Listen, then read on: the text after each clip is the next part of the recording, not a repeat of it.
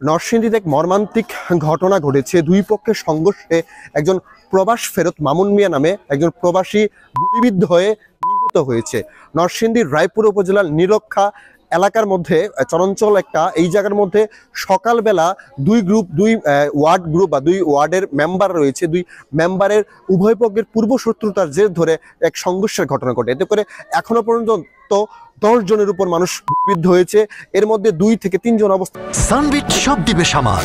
Sunbit magic press dishwashing এর মাথা ঘোরানো সলিউশন। তো আশঙ্কাজনক তাদেরকে ঢাকা পাঠানো হয়েছে এবং ইতিমধ্যে মামুন নামে একজন মারা গিয়েছে। আমি যদি আমার পিছনে দেখাই, আমি রয়েছি নরসিংদী সদর হাসপাতালে মর্গের সামনে। দেখতে পাচ্ছেন যে যারা নিহত মামুন রয়েছে তার পরিবারের লোকজন, প্রবাস ফেরত যিনি রয়েছেন তার পরিবারের লোকজন এদের মধ্যে কান্না আহাজারিতে অনেকটা ভেঙে পড়েছে। তারা এই জায়গার মধ্যে কান্না করছে এবং যেভাবে মামুনকে মারা হয়েছে বা যারা মামুনকে মেরেছে তাদের বিচারের দাবিতে তারা এই জায়গার মধ্যে আহাজারি করছে।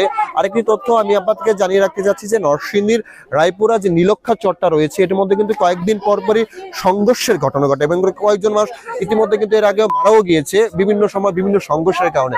আর এই যে আজকে যে সংঘর্ষের ঘটনা ঘটছে এটির মধ্যে যে গোলাগুলির ঘটনা ঘটে এবং পরবর্তী সময় পুলিশ ঘটনাস্থলে গিয়েছে। ঘটনাস্থলে গিয়ে অনেকটা পরিস্থিতি নিয়ন্ত্রণে আনার চেষ্টা করেছে। কিন্তু সর্বোপরি সবচেয়ে বড় বিষয় নরসিংদী রায়পুরের মধ্যে যে কয়েকদিন পর নীলক্ষা কেন্দ্রিক যে কয়েকদিন পর যে সংঘর্ষের ঘটনা ঘটছে এবং মানুষের প্রাণহানি হচ্ছে, আজকের হিসাবটা যদি ধরতে চাই আজকে কিন্তু একজন মারা গিয়েছে এবং কয়েকজন অবস্থা খুবই আশঙ্কাজনক। তাকে ঢাকা মেডিকেলে রেফার করা হয়েছে। স্থানীয় যে ডাক্তার রয়েছে তাদের সাথে কথা বলেছিলাম সদর হাসপাতাল, আমাকে জানিয়েছে যে এর মধ্যে অনেকের অবস্থা খুব আশঙ্কাজনক, অনেকে গুলিবিদ্ধ হয়েছে। এবং এই বিশেষ করে যে আজকে যে একজন প্রবাস ফেরত যে আসলে মাত্র তার বিয়ে করেছে দেশ থেকে এসে, আজকে মাত্র সম্ভবত তাদের ভাষ্য অনুযায়ী 15 বা 20 দিনের মতো হয়েছে দেশের বাড়ি থেকে এসেছে, এর মাঝখানে সে মারা গিয়েছে, তার পরিবার অনেকটা ভেঙে পড়েছে।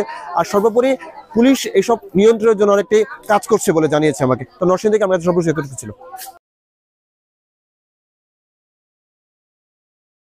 সানবিট সব দিবে সামাল। সানবিট ম্যাজিক প্রেস ডিশওয়াশিং এর মাথা ঘোরানো সলিউশন।